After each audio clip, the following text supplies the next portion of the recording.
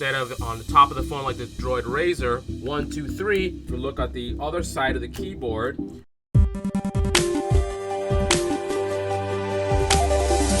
this is CP Tech. Hello and welcome to another episode of Carlyle's Picks Technology Channel.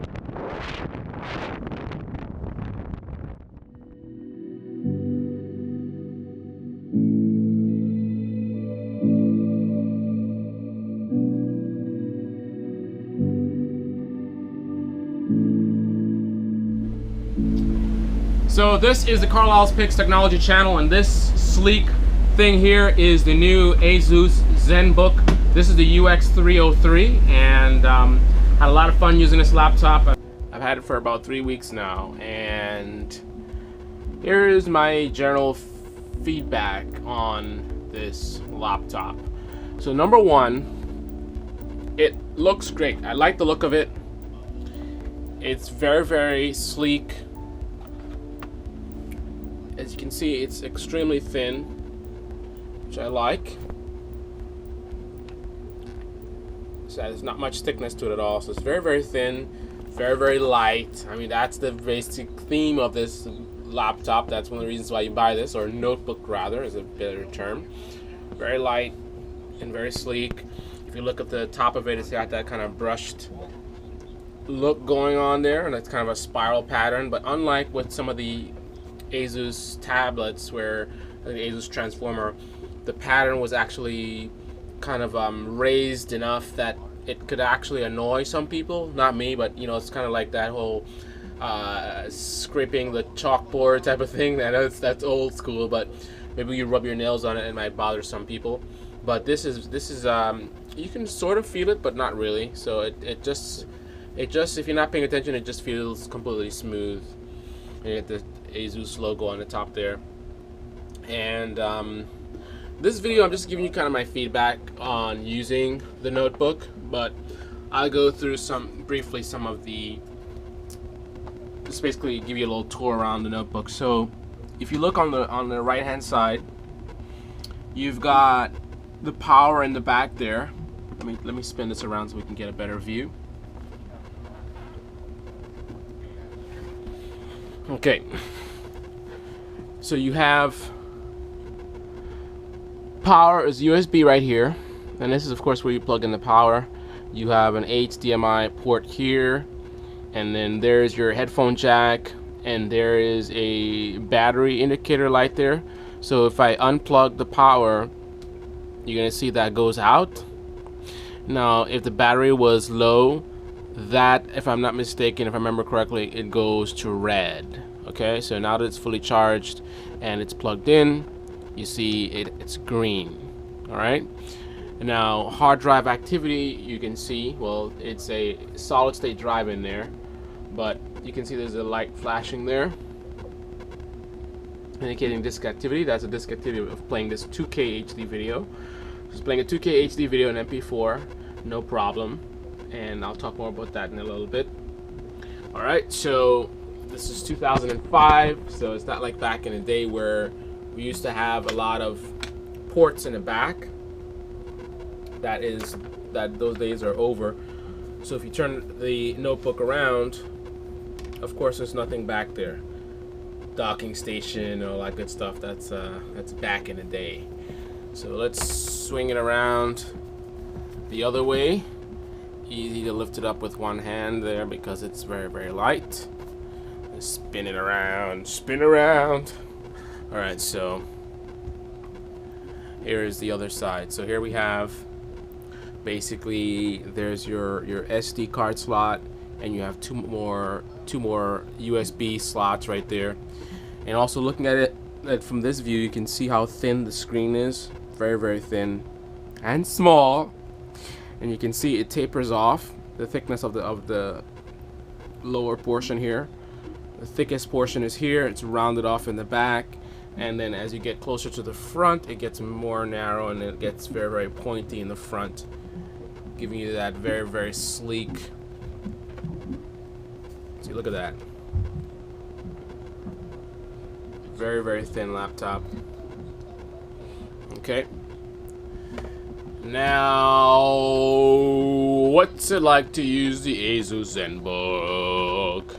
So 3 weeks I've been using this, and again, I'll start with the thing that you see first, is what you see, right, visually. So it looks great, it's nice and light, fits great in your bag and everything, so that's great. The package is great, but the screen is small and the resolution is ridiculous, and that's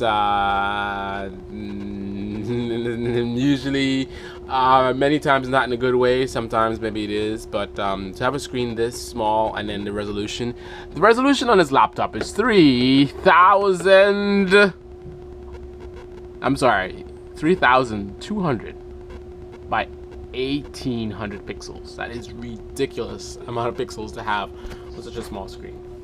So what that means is, at the full native resolution, for those of you that have any like, if your eyesight is anywhere near not perfect or whatever, if you have any kind of issues with your vision, you can't see anything. The text is too small, and so that goes into things like editing. So using this laptop as an editing machine, which is why I got it, a little bit difficult because it's everything's so small. You know, I lowered the resolution, but at a certain extent, you know, the screen is small, so if you make things bigger, less things will fit on the screen. The native resolution allows you to fit a lot on the screen, so if you had super vision, then it's awesome because you can fit a lot, like as if it's a big screen. But the average person, and my vision is actually pretty good, the average person, it's going to be too, the resolution is going to be too serious for them, where they can't see things are too small. So you're going to lower it a little bit, but then you're going to be cramped when you're trying to do things like editing. So notice I'm focusing on editing. Editing is where you have a lot of stuff going on. Like, I can show you my editor here. So let's minimize this video. Notice how smoothly this video is playing back in and this is 2K HD again. So if I close this out and minimize this, you can see how cramped things are. So these are my two video monitors where I can see video when I'm editing, and then there's your timeline, very small timeline. You can't really, I would really want more width for my timeline. And also here is this is one of the biggest problems, is access to the media that I'm using to edit. I need to be able to see all the clips that I'm editing, and it's kind of hard to see them in this little small box. Right now I don't even have thumbnails. I like thumbnails. I mean, that's only 3 clips in there. Normally I'm editing with 12 or twice that much, so that's kind of a hassle. I mean, you can bounce back and forth between, if you hit the tilde key and you get a full screen view, but you know, I mean, I can see the clips here, but I can't drag them anywhere. I can create a new sequence, but let me see if I can right click on this and do what? Insert. So I guess I could insert it to timeline from here, but it's kind of weird. I mean, where am I on the timeline? I don't even see where I am. Where exactly is this going to get inserted?